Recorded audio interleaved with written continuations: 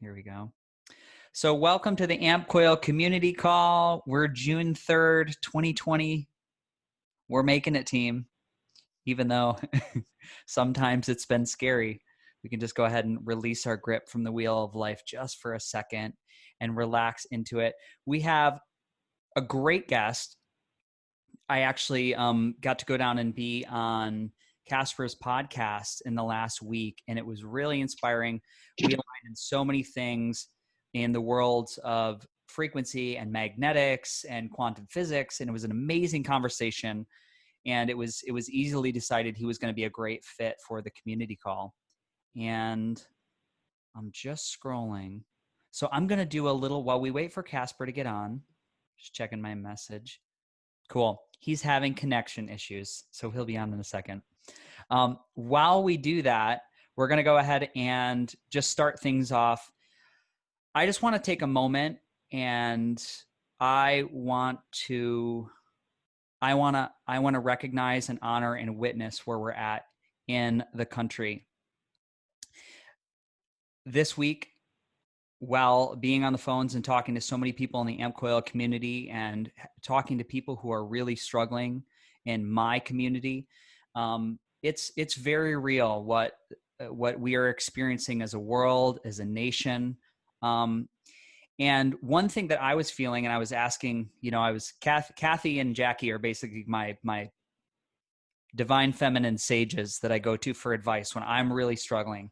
And I had an incredibly hard week. And Kathy sent me this beautiful, beautiful piece of literature. And I said, what I'm struggling with right now is what I've decided to be known as societal grief, and something that I'm trying to move through, because as not owning being an empath, but as someone who has empathetic tendencies to feel the weight of the world, I was open to what was going on. So I just wanted to read this. It gave me a lot of peace and a lot of solace. And we normally do a group meditation. We do a moment of silence and reverence to bring in the meeting.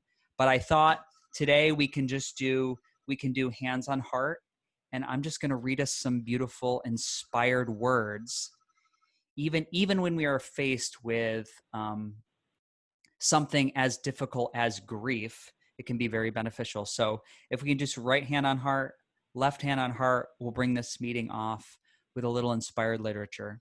So let's just take one deep breath in together. Let it go. Let's do that again. Take a deep breath in and let it go.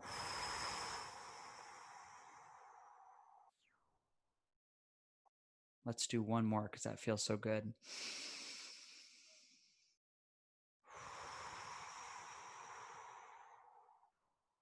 And just go ahead and release your hands, release your shoulders, let your neck move a little bit, and just sit back and receive these words. Everything we love, we lose. Without the awareness and willingness to be shaped by life, we remain caught in the adolescent strategies of avoidance and heroic striving. I am an advocate for grief and see the many ways it gifts us.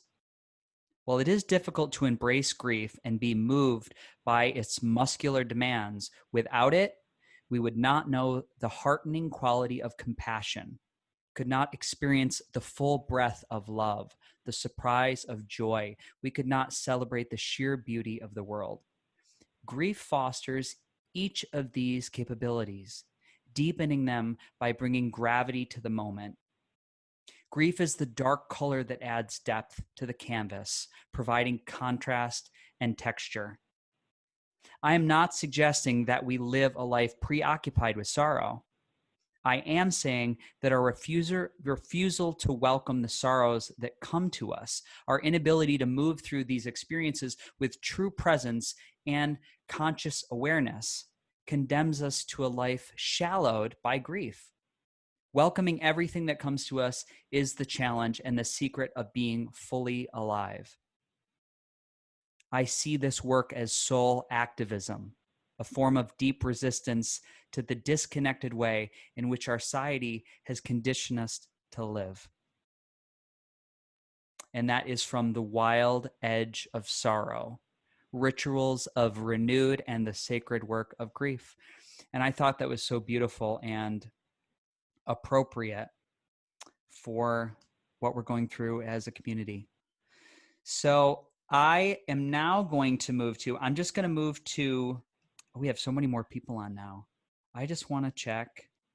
Yes, great. We've got that. We'll plug that author in. There's our special guest. There's Casper. Before I introduce our special guest, he finally got on. That's amazing. I'm going to do a couple wins as our new platform in the community call. We have awesome people write us all the time. They're like, Freddie, this is happening. This is happening. This is happening. And I want you guys to know about it. I think it's inspiring. So at first, I'm going to turn it over to, I'm going to unmute Catherine Abbey. Catherine, you can unmute your screen. There we go, my dear. So I had the experience of driving an AmpCoil down to New York City to your niece. And I wondered if you couldn't speak about her experience and what she was going through, more importantly. Well, her name is Talia, and she's 13 years old. And in Brooklyn, they were not doing any tests.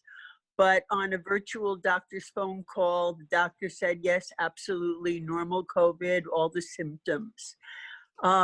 We finally got an AmpCoil to her to rent, a rental. And she reported to me yesterday that the first day she tried the AmpCoil, her fever stopped. I said, like it went on and off or what? She goes, no, it stopped that day that the AmpCoil arrived. And it's now 1 month later. She's totally fine. All of her energy is back.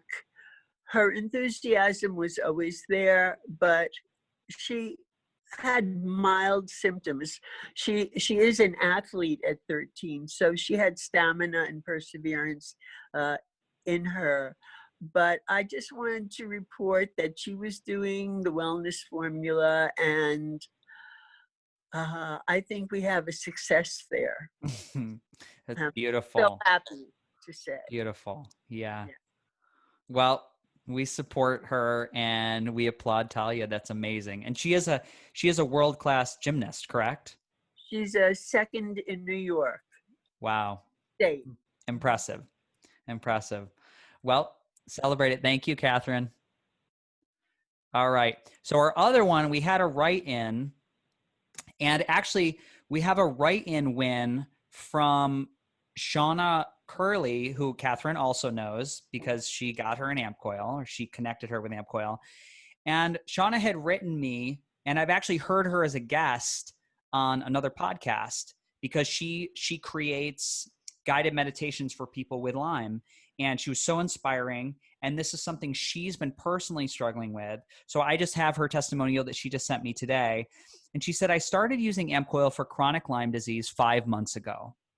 As of now, I've done all the general detox and cleansing that leads up to starting the cleansing journeys on my Lyme list. Truly, the results have been amazing. I've gone slowly and I've listened to my body, trying not to rush anything and using my intuition to decide what journeys to run and how often. Literally, the first day I felt like I had a lift in my energy, and over these past months, pretty much all of my symptoms have vanished very gently. I still have minor flares here and there, but there's no question AmpCoil is helping my nervous system and my immune system and my whole energy body balance itself and resonate with a vibrant health that feels completely natural, like I returned to being me. I thought that was so nice. What a lovely way to phrase that win. So I think at this point, I think what I'm going to do is we have a very special guest. And like I said before, I got to go hang out with Casper for a little while at their clinic, but I want to do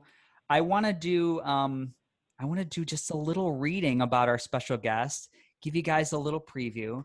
And, you know, Casper has lived in the world of health and wellness.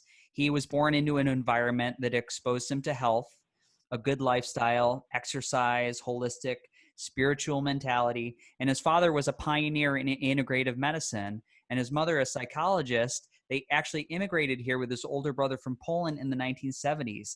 And he was fortunate enough to travel all over the world with his parents to medical events. So he's currently the president and co-founder of Innovative Medicine, a company started in 2004 that is dedicated to transforming healthcare through an advanced and truly comprehensive form of personalized integrative medicine. And his work in medicine has garnered the attention from top medical minds across the continents. And he's going to be speaking in Antarctica. He's really been all over. They've worked with top CEOs, Hollywood royalty, best-selling authors, and he oversees the New York Center for Integrative Medicine, and a renowned medical center that attracts people from all over the world. So one of the really cool things is that in their clinic, they also use AmpCoil.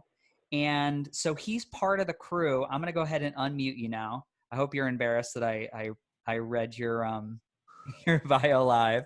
I'm gonna go to Not at all. you.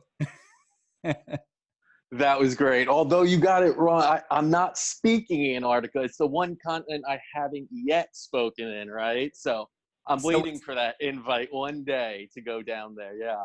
Well, I'll manifest that for you. I think it's Please. important we set our goals.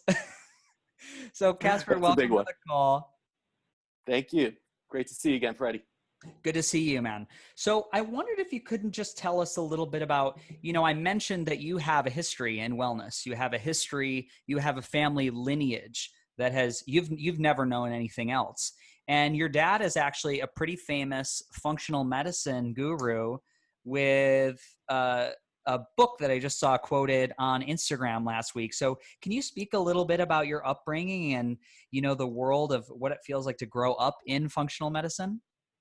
Yeah, sure. So my father actually started off in conventional medicine as an anesthesiologist. He knew he wanted to be a doctor since he was a little boy in Poland growing up there. And so he got started in that conventional world, went to medical school. He was very conventionally minded, actually. When he started doing surgeries, back pain, became chief of pain medicine. So when I was really young, probably, only a few years old, he was still completely conventional. But through his own frustrations and seeing patients come in and out the door and not getting better, and him just giving basically crutches, and he was running out of options for them. He gave him surgery, pills, and he said, there's got to be something better. I gave my Hippocratic oath to do no harm, to help people. And here, I don't feel like I'm really helping. I'm putting on the Band-Aid. They're feeling a little bit better, but they're coming back and feeling worse. So out of that frustration, he started to travel and see what else is out there. I was taught everything in conventional medicine. I took it to its limits. I need to do more. So I was fortunate enough, that was when I was probably, 5 or 6, started to understand things and started to travel with them.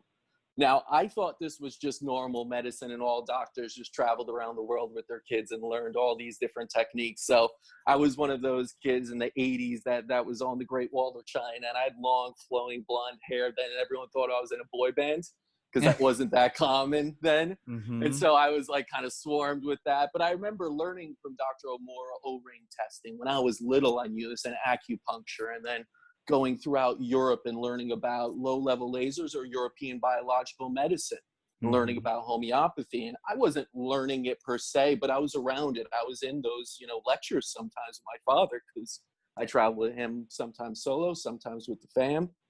But we really, traveled the world, and he started to put together this toolkit.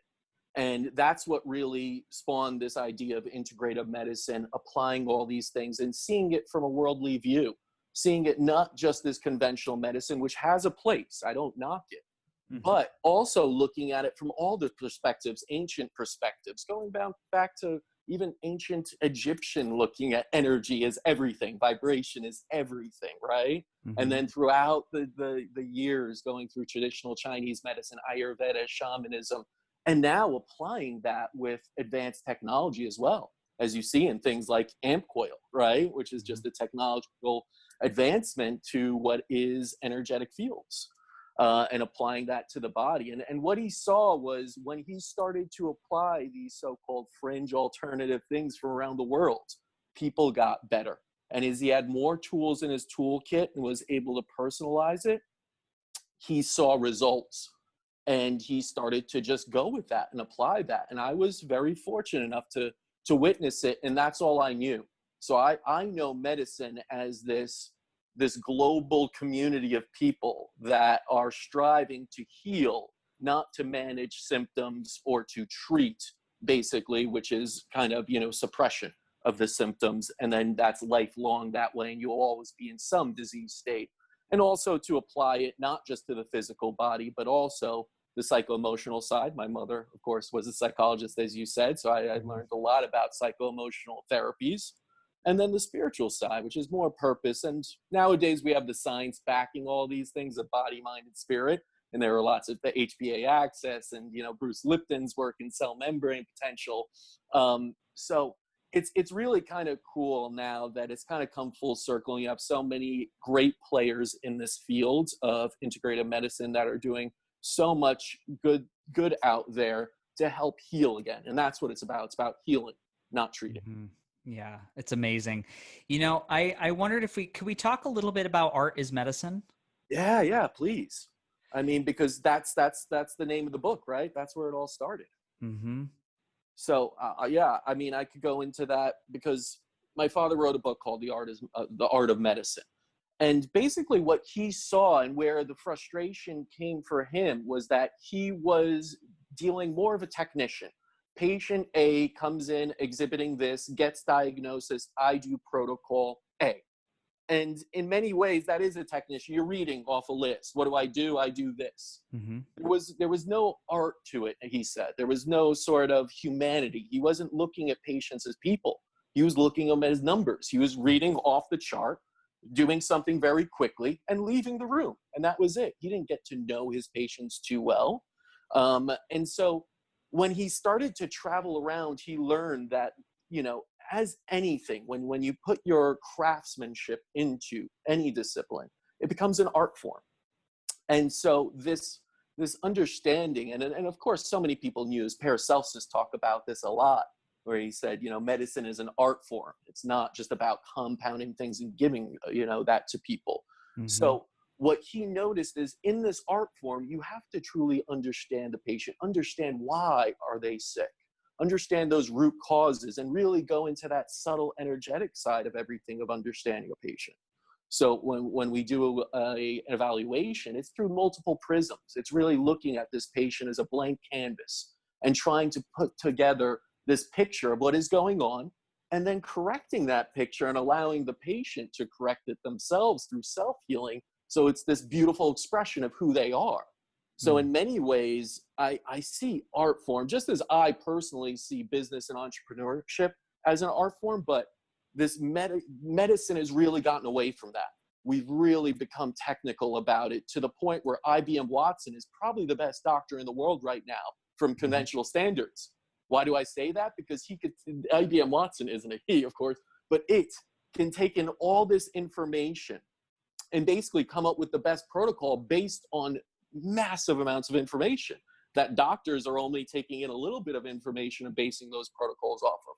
But when you look at a patient as a singular individual with all this, complexity to it, meaning the different levels of them, their emotion, their traumas, their what is going on, things that aren't seen also, right? Not just emotional stress, how is electromagnetic, pollution affecting them? Maybe it's geopathic, maybe it's some kind of lost, past life regression. Who knows? There's so many things out there. But when you start to put those pieces together, you become an artist. And that is the beauty of something, I think, that integrative medicine, you're moving into that in functional medicine, you're starting to see more artistry come back. And when you have that artistry, you're starting to see a true revolution of healing take about. And that's where we need to go to in medicine, is get away from the technicalities, because we are not machines. That Newtonian type of approach that has been going on for hundreds of years in the application of medicine to treat disease is no longer valid since Einstein, and so many quantum theorists brought about a new type of medicine, which is quantum medicine, really, in a sense. and a new type of science, I should say, which is quantum physics too. So for the past 100 years, we've had this ability, and I think that allows us to be more artistic in how we're going to look at patients and also how we're going to treat patients, very much so on that energetic, subtle level, because everything is energy. Mm. What do you think? You said when we started the interview, you said, now at this point we have the tools to measure some of these things. So the subtle energies of the body, energetic fields, heart rate variability. What are some of your things that you really love in the clinic that are kind of next level to read different fields from the body and get a different, a picture, if you will, of how the body is thriving or not thriving? Yeah, I mean, there are so many new tools, and we really are pushing the boundaries. I think quantum computing, when that really kicks in, that's going to be a different thing. My father always said computers have a limitation right now. He's used massive, and we still do, whether it's the BioWell, Cyro, all these different things. And like you said, HeartQuest, which is HRV, and quantum biofeedbacks. There's so many great electronic tools out there, but they have their limitations in how much information they could read from the body on an energetic level. Meanwhile, when you have devices that are a little bit even more rudimentary, like a Lecker instrument or antenna, you can look at dowsing, kinesiology, ART, O-ring testing. That also it requires you to be an artist. First off, these are just tools. Everything is a tool. A computer is a tool in some ways. Some people are completely illiterate and don't know how to send emails. Other people can make masterful codes that make them billions of dollars. So. But the tools that we use at the center are a full range. We look at those labs also because that gives us the downstream that kind of shows us maybe what's going on at the end. But we're also going to incorporate those HRV, those EAV type testing, some of the quantum biofeedbacks, and then go into very deep bioenergetics with things like Lecker instrument and other devices basically that can read those very subtle underlying issues of what is going on with the patient. And then when you have a toolkit to go along with those different evaluation and analysis methods, you really have this perfect, what's going on with the patient. Those subtle things, such as, of course, with a lab result, you could see, okay, you're low in vitamin D, you have these pathogens maybe are showing, but why are they persisting? Why is that happening is really what you need to get at. Otherwise, you're just guessing. Let's give you vitamin D, when in reality, is it too much stress depleting you? Is it a pathogen again? Is it electromagnetic stress? You don't know. And that's what we're trying to get to, is the really deep-rooted whys. And then when you pair it up with these tools that are very wide-ranging, from the IVs, of course, that can target or give you nutritional IVs and kind of take care of some imbalances, to the more PEMF-related ones, to the different types of color therapies or use of gemstones or anything through technology now. So we even have something called electronic gemstone therapy that uses it, but also uses different frequencies, right? You have biocharger, and of course you have AmpCoil. These are all beautiful things that when combined can basically allow you to have a symphony of different options for the patient and choose which ones are going to play to harmonize the body. So AmpCoil does that wonderfully almost on its own also. Yeah. But when you have multiple, it almost it boosts it all together. And that again is the art form of selecting the right ones. You don't just go in as a carpenter or a handyman and just bring out the hammer every time. It's really useful, absolutely. But sometimes you need that saw. Sometimes you need a special, one that just came out or some kind of reticulated, that is where I think the integration in integrative medicine needs to go. More doctors do require things like AmpCoil and others in their toolkit to truly address all those root causes, again, that you're seeing through those tools. That's amazing insight. I have a question for you. So when you get somebody that comes in and I know this, but because you get people that come in from all over the world, they're coming to you probably for a selected amount of time and they're going to work for a little while. How do you mitigate the sense of overwhelm where there's so many options and there's so many things people could do via supplement, via ozone, via IVs, via all the PEMF devices? You just named off a bunch. And it's like you know, I imagine there's some sort of a slow pathway which you can ramp people into. Okay, we're going to start with A, B, and C. Do you guys have a formula with that?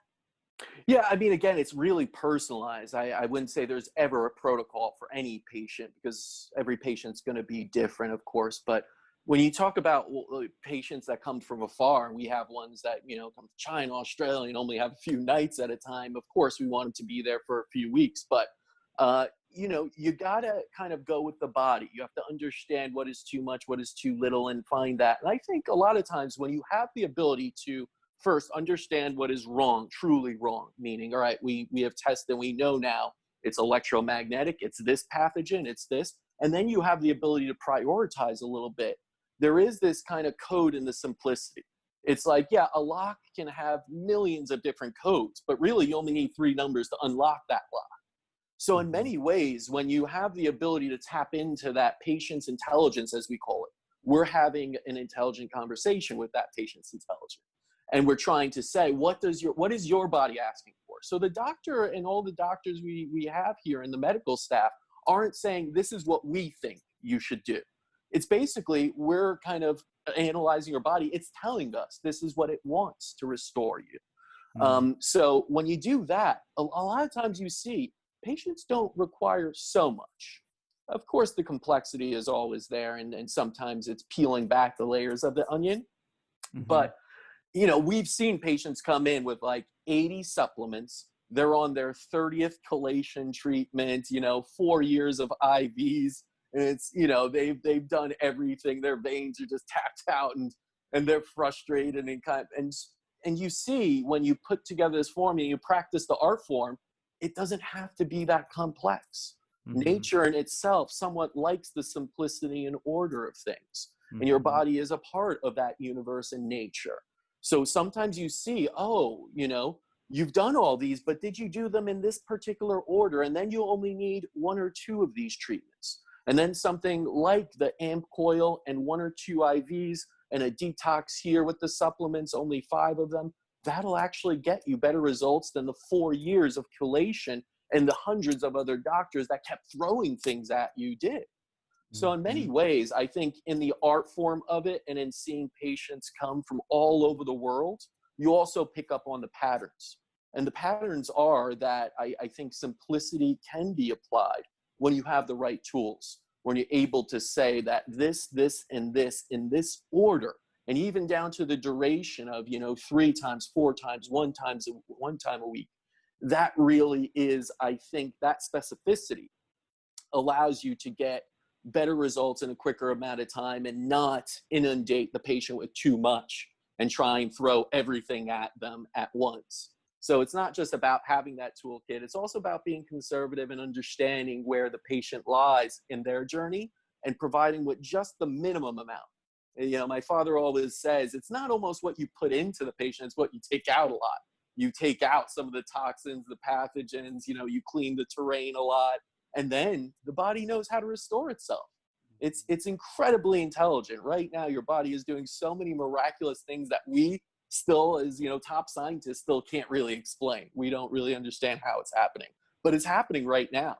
So if you think about that and you just give your body a few extra nudges into correcting itself, maybe even the correct information to the cells, it's able to do some miraculous things. And that's what we've been able to see with a lot of patients coming with really complex conditions into the center. Have you seen a shift in what people reach out to your clinic for over the last 10 years, 12 years? Has it changed very much? Yeah, I think one of the things that has changed a bit, sorry, I might have to jump on for a low power mode. I see here technology. I had such a hard time logging on. I jumped on my phone and now I see my phone's running low. So, but yeah, before we go really low power. Yeah. The thing I notice most, I think, is the complexity. It really is. And you're starting to see younger patients, even 10, 20 years ago.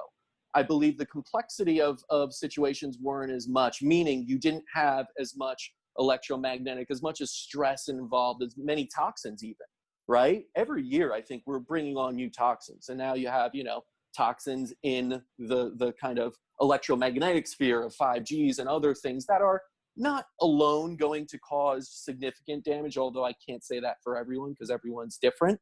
But combined with the millions of other things we're adding that are artificial to the body, that are new, that the body doesn't know what to do with it, that starts to build a very complex web of things. So it starts to add layers onto the condition. So I think whereas in the past, you could maybe go 3 layers deep and be like, wow, you're good.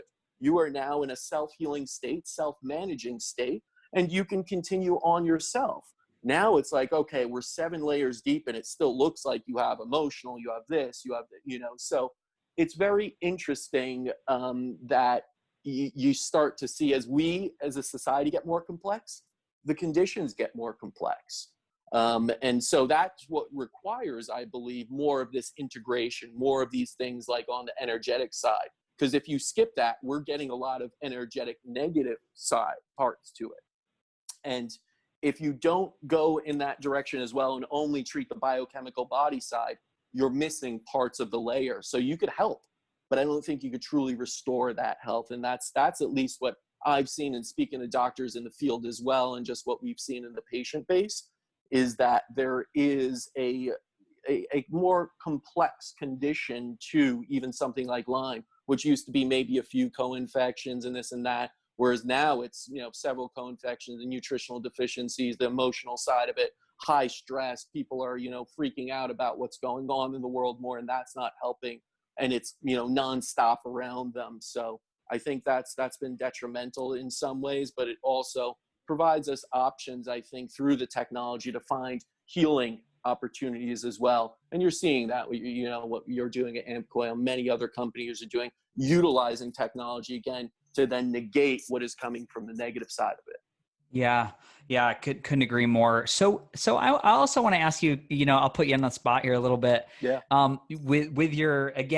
Because you've seen so many different people from all over the world, with some of these outside of the box modalities you guys have been able to use, could you give us like a cool recovery story or two that was like amazing, that you just removed one keystone and all of a sudden the person was like, you had this big a shift?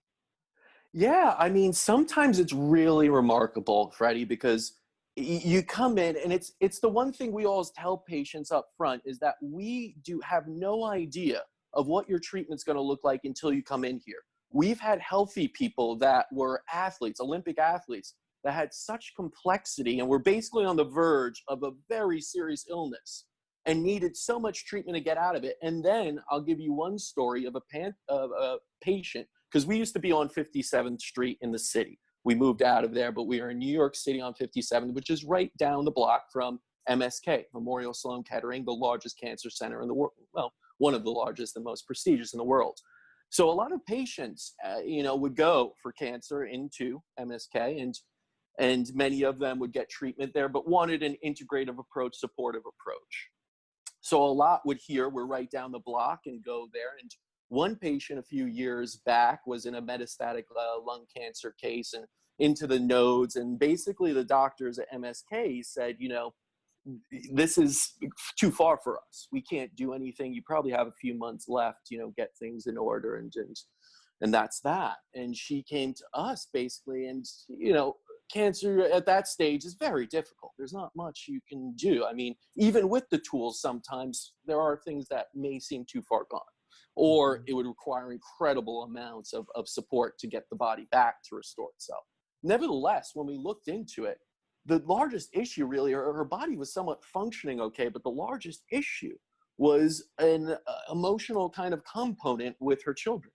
And, when we started to address that psychologically, suddenly everything went into remission. And it was just that. It wasn't that we did too much else there, and it wasn't that she suddenly needed, of course we gave nutritional support, but it wasn't what we thought, which is maybe IPT, insulin potentiation therapy, and lots of terrain restoration with PEMF and all this stuff, and that's what you expect. But when you hone in on that one little thing that was, she had tried so much out there in the world, but we did some neuroemotional technique. It showed up family constellation. Hellinger's work was necessary to kind of change the family dynamic of how she saw herself. And it was incredible, Freddie. She went back into MSK probably 6 months, 8 months later, and they said, what happened? This is, everything's down. You just have a small one. Unfortunately, at that time, they wanted to go in and do surgery. And it was a little bit of aggressive surgery, and she bounced into a worse state after the surgery. So, in some ways, if she had kept the course, I don't know what would have happened, but she went back into that, and there was radiation afterwards and all these things. And that put her in a worse spot again. And so, but that's I think one of those instances that it doesn't have to always be complex. Sometimes, you're throwing everything at it, but it could be that one little piece that you're missing, that many people overlook, which is energetic, emotional, even spiritual, I have to say, which is that loss of purpose. We've seen patients go through the finish line, feel great, and then, leave after years of being in a chronic disease, not know what to do with their lives. And so they get healthy, they're good, and then they say, I don't know how to get back in the workforce. I haven't been here in forever. And so it starts to turn into this, I feel lost. I start to feel depressed. No one's hiring. And then you start to get back into the disease state. So you got to find that. And what, I've always said to patients who are in that, give back. You're basically through the finish line. Take it through the finish line by starting to give back to, the community, be an advocate, start to get involved with companies such as, whether it's AmpCoil hours or anything like that, to really become part of that. And you will find that purpose and you will continue healing. So yeah, those are like a few instances. And that I think is also a pattern you could see when you're in this long enough. Yeah. I wonder if, do you ever, how do you address the desire to, to come to the clinic and be across the finish line in 3 months and be done and back to life? I often, I do feel that a lot. It's like, when can I put this back down and just be normal again?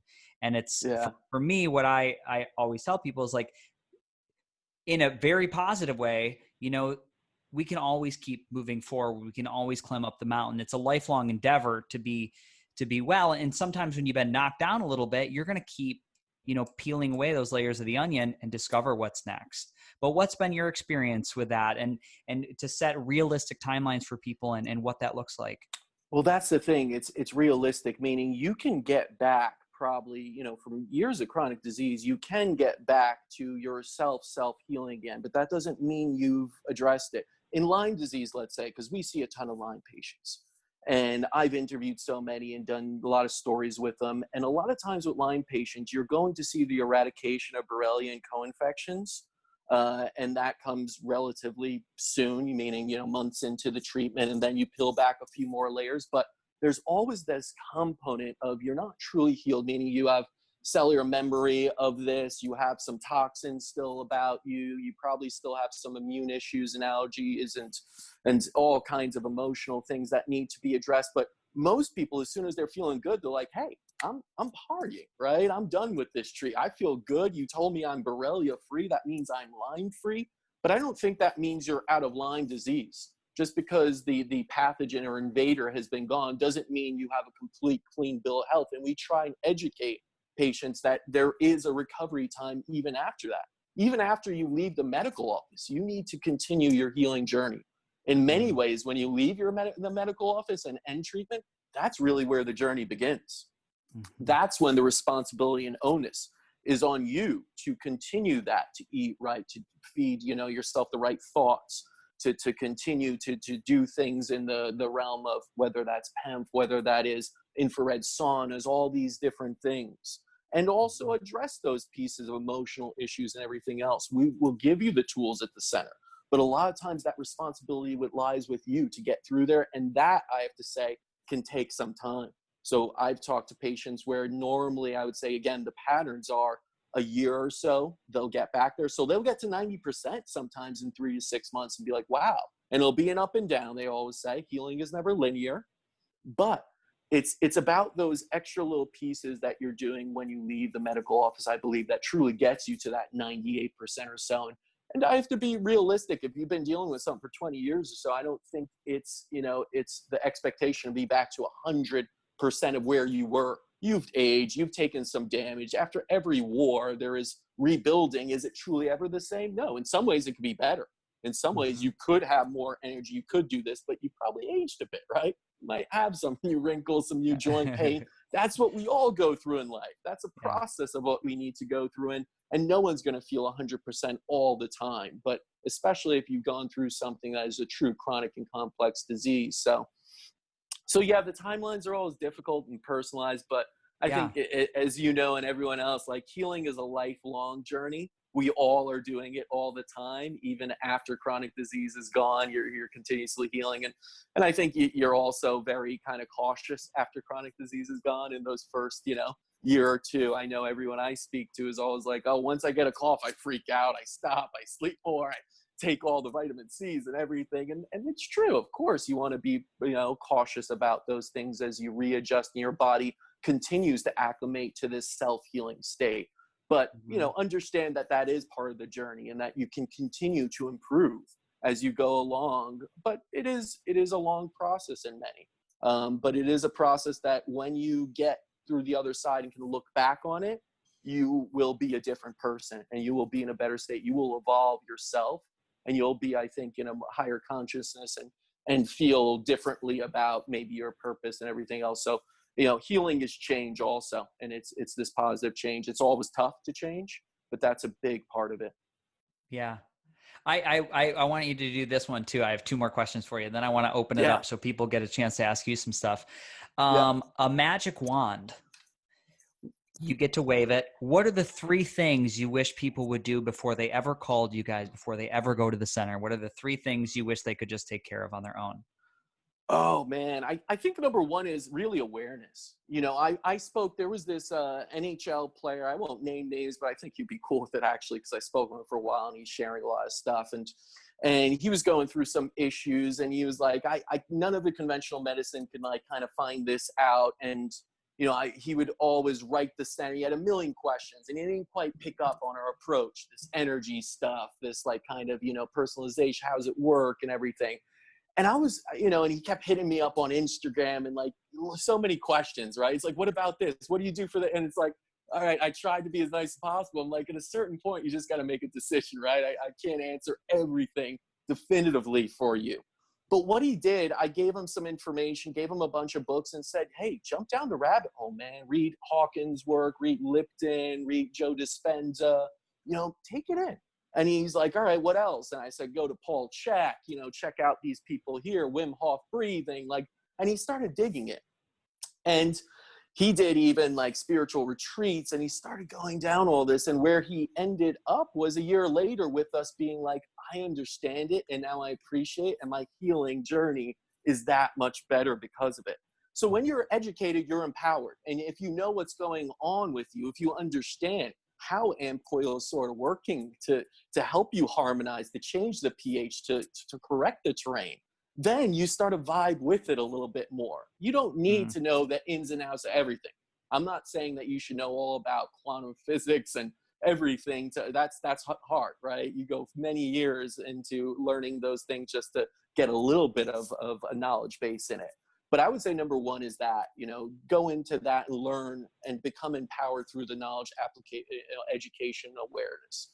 Number 2, I think are very simple ones is mind your body and mind your mind in a sense. And what I mean by that is diet and lifestyle. Those are 2 huge triggers right there.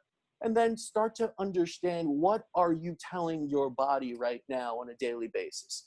I would say that 90% of those that are going through some kind of illness are in some kind of a negative state, lower conscious levels, and in some ways understandable. They're going through tough times. And that's easy to get in that negative cycle, that vicious kind of negative cycle of things of putting yourself down. I'll never get better. Oh my God, it's the end and everything, which is horrible for immune system, for a nervous system, for every system in the body. So if you were to just do those 3, and it's really simple. I'm not saying that you become a vegan. I'm just saying start to take healthy steps. Cut out, the sodas, drink more water, eat a little cleaner. It doesn't have to be so clean.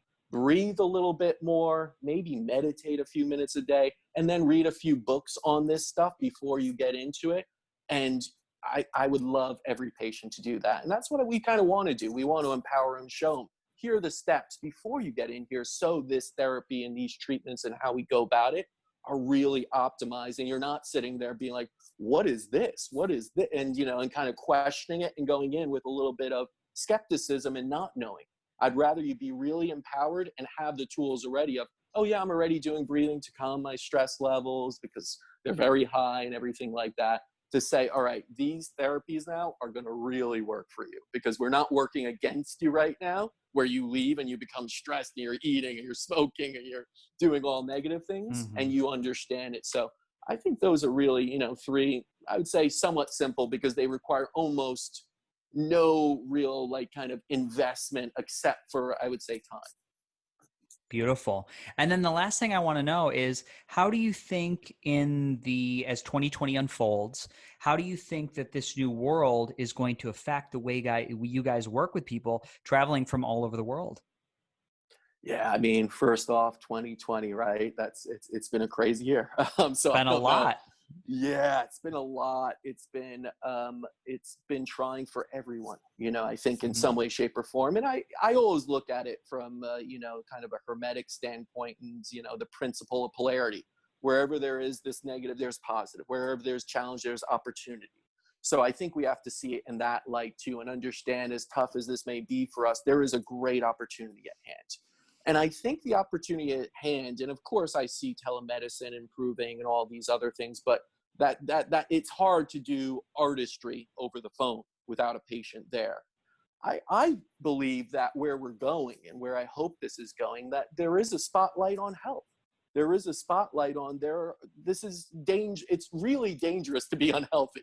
I mean, we should have always known this, but now we truly know it.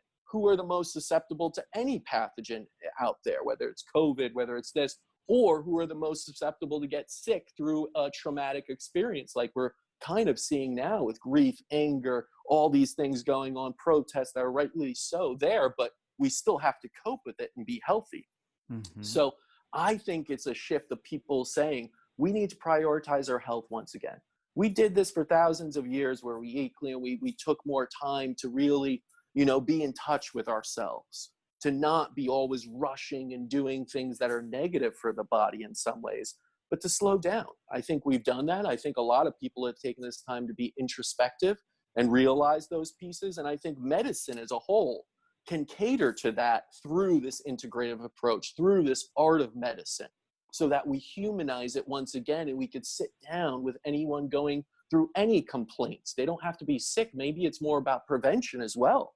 I want people to come in and say, hey, how can you optimize so I don't have to worry? How can I boost my immune system so if the second wave comes of COVID, I'm ready for it? I won't be as scared of it. I know if I'm prepared for something, if I'm going to do a large hike up a high mountain, I better be training for it in good health, all this stuff before I go. Otherwise, I'm in a susceptible position to never make it up and, be at risk of something, of injury. So I'm hoping, and I'm seeing this a little bit with the patients, base and people that are contacting us now as we open up more and see that patients are asking, what else can I do to be healthier? I may not even be sick right now, but what can I do to take the proactive steps now? And how can I look at it from this really, comprehensive approach of what else is out there besides the vitamins, diet, and everything else? And I think that's wonderful because people are going to start to tap into that energy side, because that's where it really lies a lot of the initiation points of all of this, whether it's optimization or healing. So I'm hoping medicine really, starts to embrace that as well, because the patients are calling for it. And I do think it starts with the patient. In 15 years of being with the company and going directly to practitioners, training them for a long time, working with patients, I really am seeing that if the patients are asking for it, they're the consumer, the doctors will adapt to it.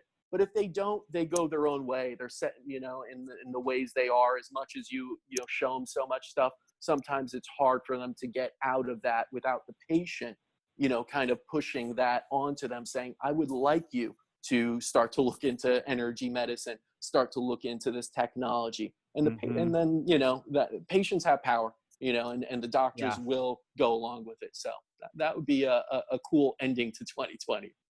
I like that. It's very, very positive, and I'm going to manifest it. So I'm going to go ahead and change our screen view. I want to give this community a chance. If anybody wants to ask Casper a question, You can either type it in the chat, I'll read it, or you can unmute yourself. You can do *6. I'm just going to scroll back and see if we missed anything here question-wise, but this is your opportunity. One thing, I'll jump in. Casper, you mentioned the BioWell, which we had 2 people working with BioWell. BioWell's, correct me if I'm wrong, it's something, it combines like a little bit of like a diagnostic, a biofeedback, like an early in photography of the fingerprints. It takes an energy print of the body.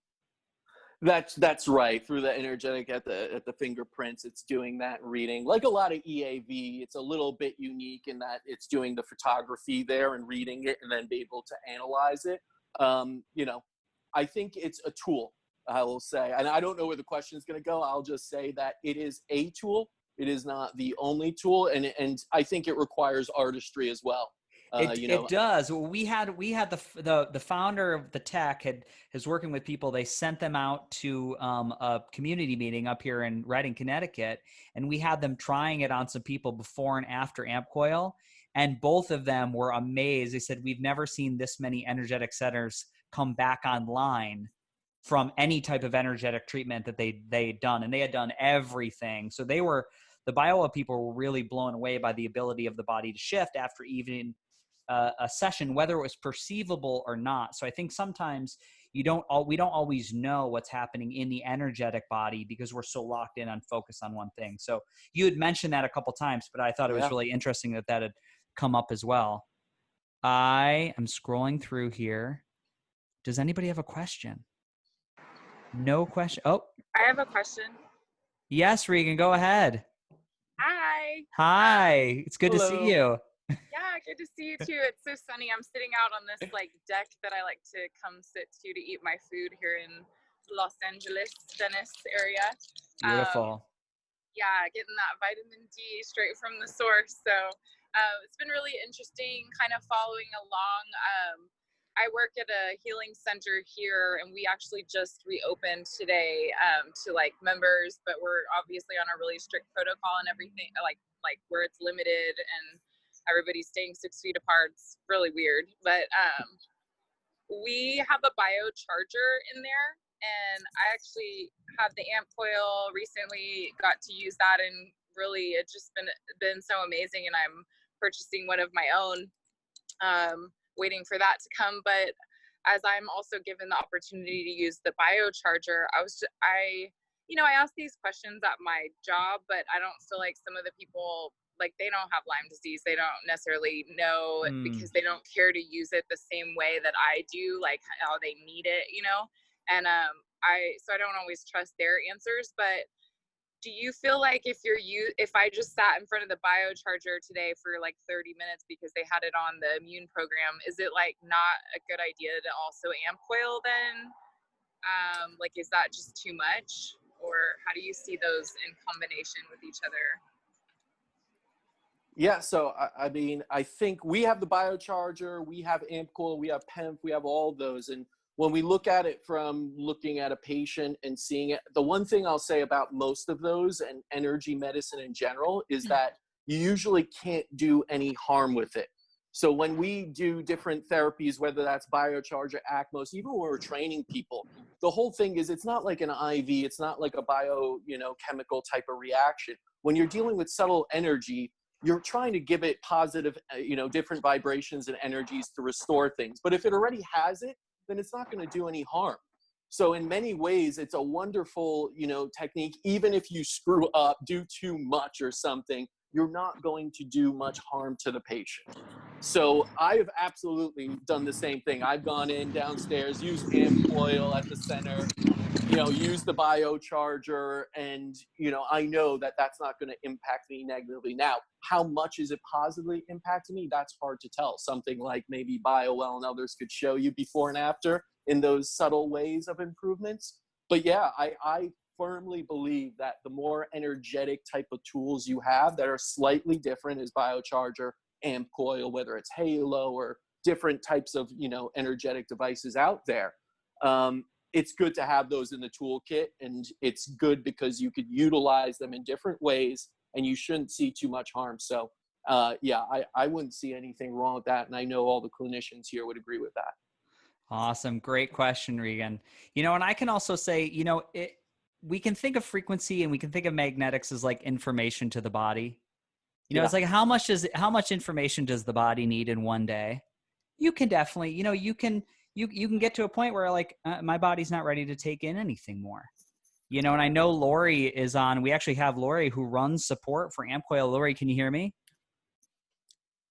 Yes, I do hear you. Hi, you have Hi. You understand what it's like to do too much magnetics and frequency, don't you, Lori?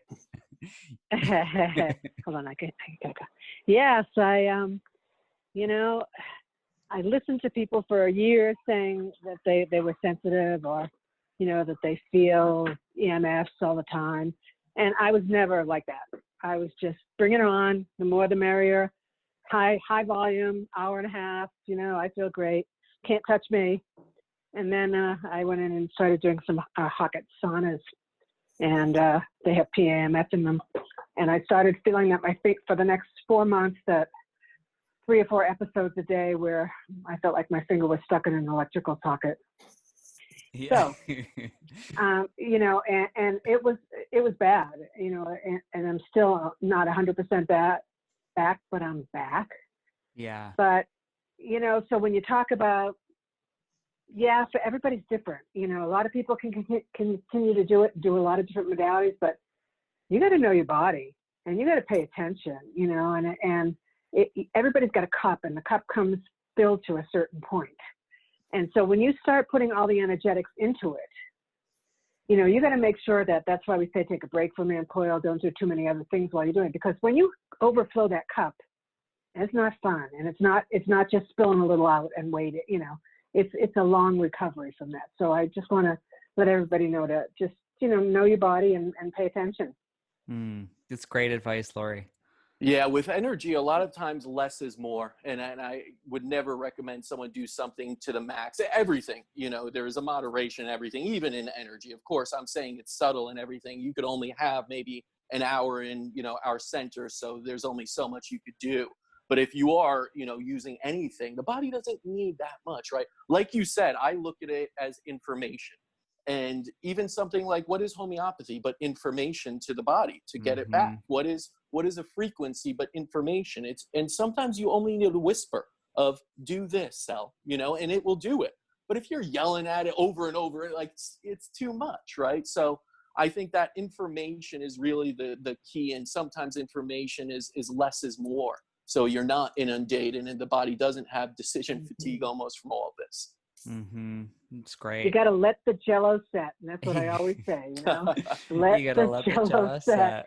The energy will keep on working for hours and hours and days. You just don't know, depending on your body. So you want to get the best out of it.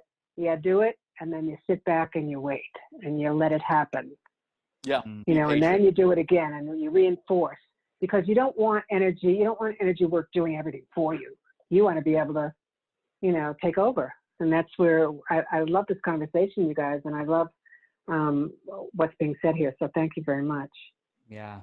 Yeah, I like that. I love that it is entrainment, right, Lori? Avram, hi. Do you want to ask a question? Hi, sir. How you doing? Kind of to continue in that vein, I think you guys do a great job encouraging us new owners to really take our time and do the general detox thoroughly and not start jumping into overwhelming our body with lots of detox codes. And so I'm wondering how in a clinical setting like we're talking about, where people are coming for a short period of time, I'm looking at it like, I'm going to be using this for years. I can take my time. I can really cover all the bases. But when you have somebody coming for like just a few weeks and they only come in, like you say, for an hour a day, I don't get a clear sense of how you can use the AmpCoil in that situation. So maybe you can address that. Well, Casper, Sure, yeah. Casper, you can go, or I can give an example of another clinic. But if you want to jump in there, go first. Yeah, let me jump in just in case my phone dies here. Yeah. So yeah, in ours, it's really about being selective in the time restraints you have. And many times that is doing multiple things, right? The beauty of AmpCoil is if you're going to do an IV, you could run that AmpCoil while they're doing it. You could do other things as well. It's portable. And at the same time, I think you have to understand the patient and understand the priority, right? If they're only going to be there for a certain amount of time, of course, you got to see what's in your toolkit and what can you, position that patient in that's doing the best for them, and what can you send them away with also that would help them along the journey further down. But you have time constraints. That's where I think it's a little bit, again, the artistry of what you're selecting to that patient. If you're seeing that terrain is a huge issue, and you're doing some detox, why not do something to, again, balance that terrain through the biomagnetism that is an AmpCoil that can do an effective job with that. I think as you use it, you learn how to use it effectively. In the beginning, like anything, you start slowly, and maybe you won't use it as much on those patients, but try it on the ones that have the ability, the local patients, because those can come in on a weekly basis and you will see the results speak to them more. Whereas, yes, those international, those out-of-town ones, you're a little bit on a tighter, so you want to be a little bit more proficient with things, and have the ability to know how some people react and how they combine with others and the patterns of using it with the chelation or this or whatever you do, acupuncture, chiropractic, and you will start to see that and understand how to be truly efficient with something like PEMF and coil and all the other things that you may have. That's great. Thanks. That's a great question, Avram. I'll just offer, from my other two, I have a friends that have a clinic in Jersey. I have a friends on the West Coast that have a clinic. They'll often run something like Demo Harmonizer, like Positivity, like a Relaxol, just to get the nervous system to just go, oof. And then to a lot, because when the body's in contraction, when we're in fight or flight, it's limited to what we can do. I know also in the world of chiropractic care that our chiropractors find that bodies keep adjustments longer when they combine that with the coil. So, and our massage therapists. So it's complementary to the body's energetic systems. So whatever that, and like the key from Casper, it's gentle. You don't want to give the body too much. You don't want to shove it anywhere. You just want to give it a little clue. It's like a little treat. Follow me, come this way. Let's do this together. So that's what I hear again and again. Great. Thank you. Yes, of course. Team, it's 8:38. Casper's phone is going to die. I want to be respectful of everybody's time. And I just want to, Casper, It was so amazing listening to you speak. You're a wealth of knowledge. Obviously, you've lived this life, and I can't wait for, first of all, our podcast to come out together. It was really, really fun to sit down and talk and see the center. And I just really big tip of the hat for being here tonight and being our guest. Freddie, thank you so much. Thanks for having me. And always a pleasure sharing this. And if anyone wants to learn more, hear more experiences of AmpCoil at our clinic, reach out to me, social media, anything out there. I'm more than happy to keep sharing. Casper, do you want to give your Instagram handle in case people are on Instagram? Yeah, it's my name, which is really hard, so I'll spell it out. Caspar, Caspar, last name Szulc. You could also go to Innovative Medicine. So at Innovative Medicine, and I'm always through there, and that's the company where we're trying to spread this word, all the different therapies, approaches, what you could do at home to, help yourself heal, and also work with different practitioners, help them help their patients heal. So you could head over there. Amazing.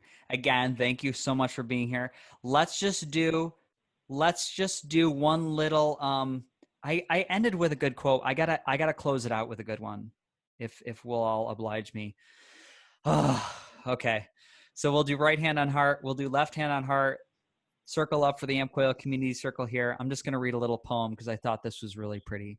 This will close it out. And then I'll unmute everybody so we can all say goodbye in person. So if we can learn what it means to really love ourselves, then we can learn to love our neighbors as we love ourselves. And we can live in harmony, see ourselves as a family. This is my prayer for humanity. That we respect our women and protect our girls, that they feel safe in every corner of the world, that we can live in harmony, see ourselves as a family. That is my prayer for humanity. That every man will be a father to someone by loving every boy as if he were his only son. That we can live in harmony, see ourselves in family. This is my prayer. And every man and every woman and every boy and every girl will hear these words all across the world. This is my prayer. That is our community call for the day. I am going to unmute everybody. Bye, everybody. Bye. Bye. Bye, everybody. That was great. Thank you. Bye-bye. Thank you, team. Woohoo! Thank you, Casper. Thank you, Freddie. Have a great night, bud. Bye. Oh, unmute all.